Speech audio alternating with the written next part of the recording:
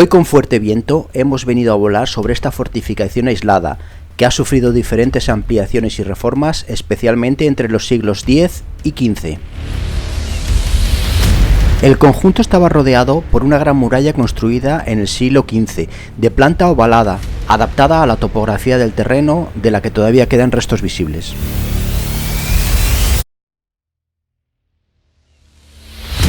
El interior del recinto presenta, en la parte norte, una gran estancia rectangular, con muros que aún conservan bastante altura, construido con piedras poco trabajadas y fechado en el siglo XV.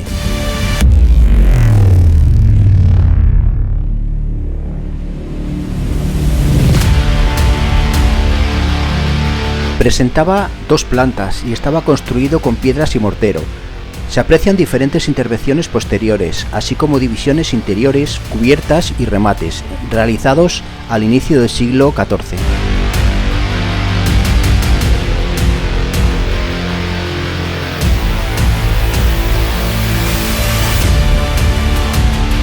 Hay una cisterna de construcción tardía, entre el siglo XVI o XVII, cubierta con bóveda de cañón y una pequeña estancia adosada a la pared de la torre maestra.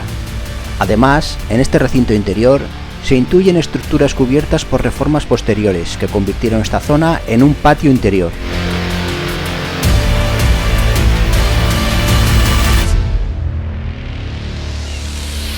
Cruzados, tropas napoleónicas o guerra civil, entre otras, han dejado su huella en esta fortaleza, que aún hoy en día se resiste a desaparecer.